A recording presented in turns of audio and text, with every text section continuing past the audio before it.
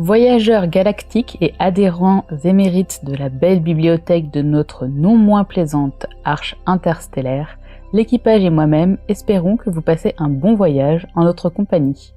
Nous nous acheminons vers notre première destination, et pas des moindres, la planète Lanka sur laquelle se déroule Turba, l'histoire qui va nous occuper aujourd'hui. L'intrigue démarre sur les chapeaux de roue avec une course-poursuite intense et bien menée. Dès les premières minutes de cette poursuite aux allures de mise à mort, l'auteur nous plonge dans son intrigue tout en nous glissant, au détour d'une phrase ou d'un obstacle évité in extremis, des éléments essentiels à la compréhension de l'univers. En quelques lignes efficaces, tout est dit. Il va y avoir de la vitesse, il va y avoir des courses de modules ou de vaisseaux, il va y avoir de la poussière, beaucoup de poussière. Et surtout, il va y avoir une lutte contre un pouvoir totalitaire et répressif, le tout sur toile de fond d'un complot planétaire pour le monopole d'une ressource énergétique cruciale, le sirop. Le sirop, c'est l'objectif tout entier des habitants de Lanka. Échoués sur cette planète inhospitalière des siècles auparavant, les générations se succèdent pour amasser la précieuse ressource et arracher leurs vaisseaux naufragés à cette maudite terre. Quand on aura assez de sirop, on pourra retourner en orbite, regagner le vaisseau transgénérationnel et reprendre le voyage vers des contrées plus propices au développement humain. Décélération, débrayage et virage à 90 degrés. Nous découvrons Marie, l'héroïne de ce récit. Marie, vive, tête brûlée et impulsive, a la chance d'être née nantie parmi la population. C'est une intra-M. Elle fait partie de ceux qui ont le privilège d'habiter les capsules, des habitacles high-tech tout confort quand la majorité de la population doit vivre dehors, dans des baraquements exposés au vent et au climat malveillant de cette foutue planète. Pilote hors pair sur les circuits de course amateurs, la jeune femme n'aspire qu'à faire de sa passion son métier et prendre les commandes d'un transporteur, les vaisseaux chargés d'acheminer le sirop des puits de forage jusqu'au silo de la colonie. Un métier jugé indigne par son père, car il la contraindrait à vivre en dessous de sa condition sociale, pire, à habiter en dehors des capsules et devenir une extra-M. Par un concours de circonstances, Marie se retrouve brutalement entraînée dans un complot en lien avec Turba, une organisation terroriste qui tapisse les rues de la ville de slogans contestataires. Elle va devoir grandir vite, improviser, se démener et faire preuve de beaucoup de détermination pour sauver sa peau et celle de sa famille.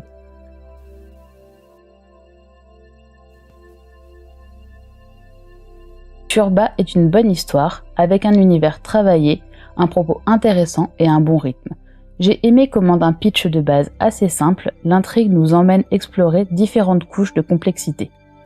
La découverte de la planète, de son organisation sociale, du sirop, tout ça offre un voyage dépaysant sur fond d'un contexte politique qui n'est pas sans rappeler notre époque, et c'est à cela qu'on reconnaît une bonne œuvre de SF.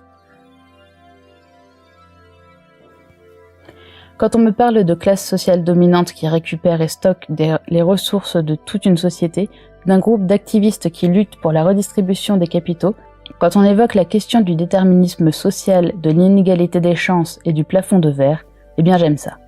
Bon, pas de panique, vous n'êtes pas obligé de comprendre le sous-texte pour apprécier l'histoire. Ceci dit, tout n'est pas parfait dans cette fiction.